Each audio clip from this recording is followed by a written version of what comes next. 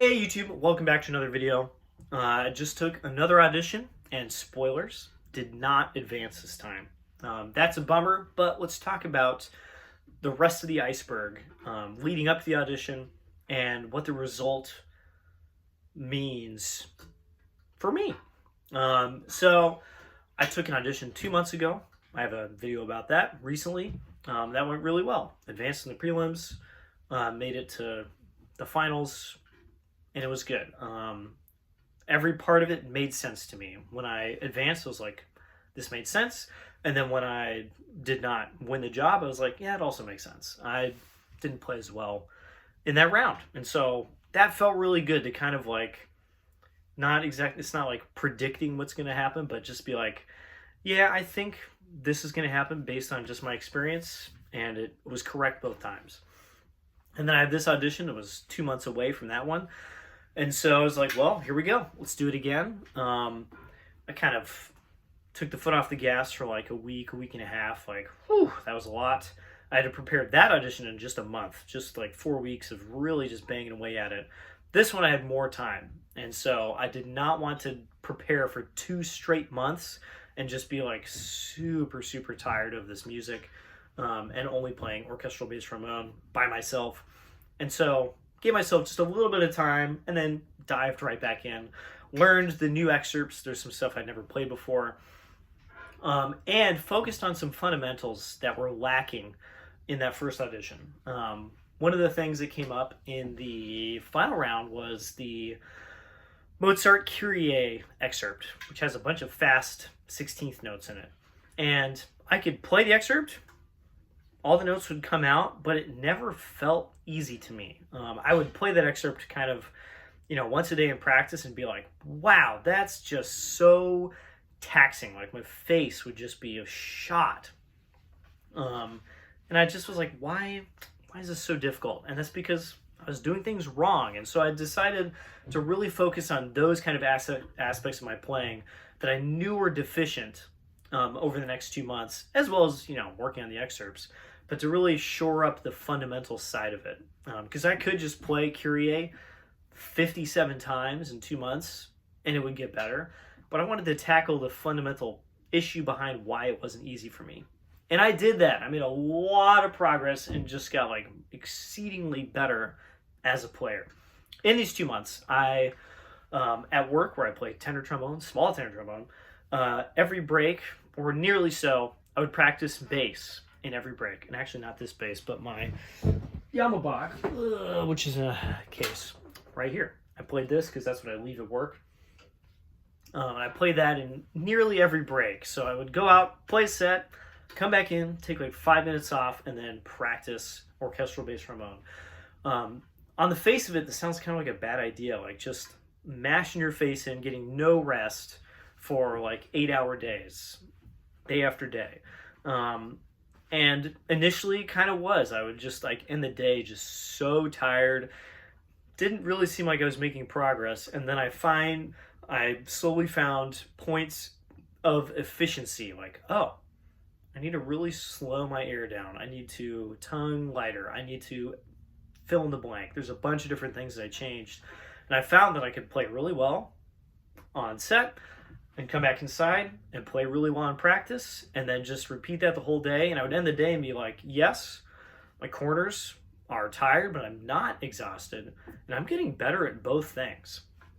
And that was a really cool point because I've never been there. I have friends who would go practice at work and I would just be like, how are you doing that? Like the gig is hard enough. And now it's like, the gig, if you play well, it's not that hard.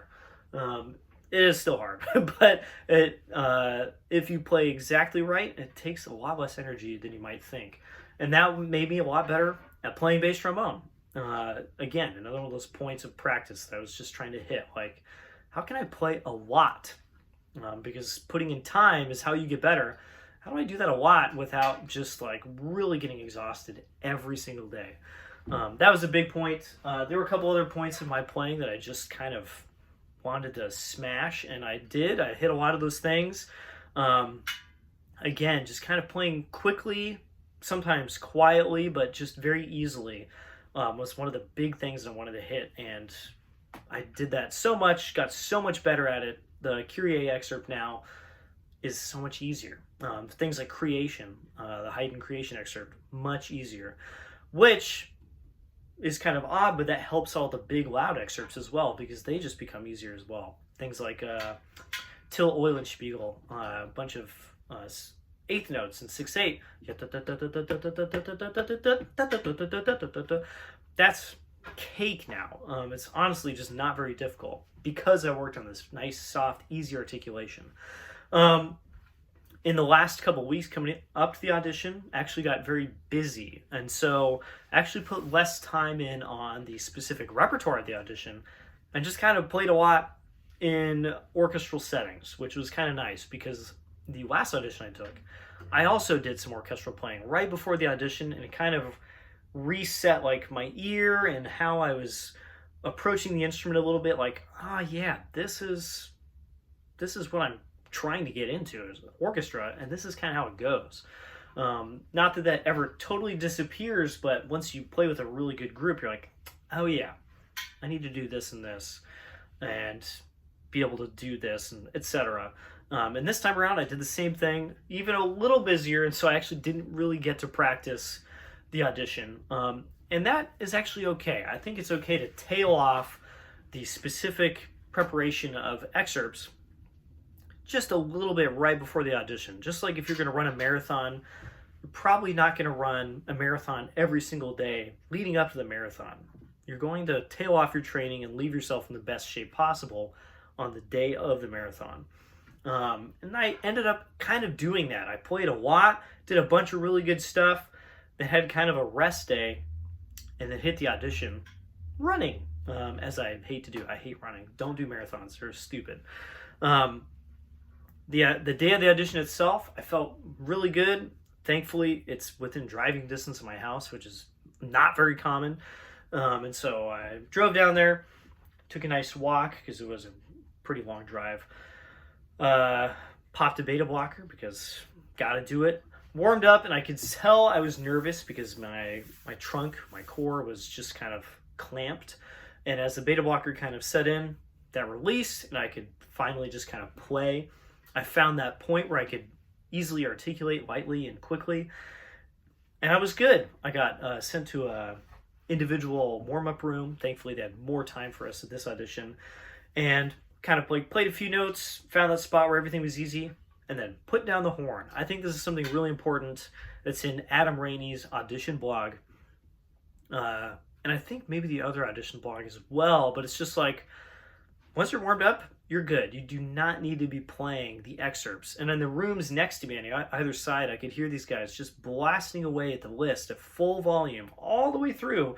Some of them even playing stuff that's not on the prelims list. And I was like, I'm going to let you guys do it. But again, like, you're not going to get better in those last 5 minutes before you go on stage. So why are you doing it? You're not going to change anything about your performance except make yourself more tired. It's just going to make it worse. I just laid back on a couch, read my book every couple minutes, play a couple notes, make sure I didn't cool down. And when I went out to the stage, I did what I kind of did in my previous audition, where I played better than I have in all of my practice. Some phrasing things that I really wanted to do, but in practice never seemed to quite gel. They happened on stage. Some musical ideas that I couldn't always quite get across, felt like I was just kind of effortlessly doing them on the stage. I'm not sure what it is. It could just be the beta blocker, since I don't practice with those all the time. But it felt very easy to just literally play the trombone, but also do the things written on the page that I'm really trying to get across. Because again, that's kind of the point of the audition. It's to tell if you can play the instrument, obviously, but it's also to hear if this musician on stage can convey the ideas in the music to the committee as obviously as possible, without the instrument getting in their way. And that's really felt like what I was doing. I took a recording of it. I've listened to recording. I think it's pretty good. I don't think it's like the most world-class best playing of all time. And so even in the moment, I finished that prelim round, and I was like, you know what? That could go either way. I think I played really well. And in the previous audition I took, I think that would have advanced. In this one, which is larger with like a little bit higher talent pool, could go either way. They could be letting people like me get into the semis, or they could be being very picky and only advancing a couple people. And they chose option B. There are some people in my round that are very good players. People have subbed with the orchestra a lot who did not advance. And I was like, oh, okay, they're being like that. I didn't advance either, so I was like, I think I'm in good company. Does it feel good to not advance? No. It sucks. But again, it's really about the work that I put in over the last 3 months, all culminating in me playing better than I ever have, which has happened twice. The previous audition was kind of like here. I just put in all this work, and this audition was like here. And that feels really good to just put in a bunch of focused work, really like take time out of a lot of days to practice and end up just getting better. And in fact, getting to the point where I played better than I ever have. I think literally yesterday, the day of the audition, was my peak spot. That peak spot might not be very impressive if you're like a world-class player, but for me, that's all that counts. Again, one of the things in audition is that you can't control the other players around you. They're doing their own thing. Some of them have put in a gajillion hours, and you can't control the committee. They're their own people. They have their own ideas. You can only control yourself. And in that situation, it felt like I did my thing as well as I possibly could have. And if that doesn't advance, that's okay. Maybe next time it will, if I put in a bunch more work, etc. And so I come away from this audition a little bummed. It's not like win a job, obviously. That'd be really nice. But also quite happy with where I got to. And also pretty happy to put away the M&W for a bit, play my fun horns, play my doubles, which I have not played at all for the last 3 months, basically, except for like under fire. It's really nice to just kind of take a break, take a foot off the gas. No auditions on the horizon as far as I know, tenor or bass. But I'm going to keep working on those fundamentals for sure. That's all I got for now. I'll see you all in the next video. Bye-bye.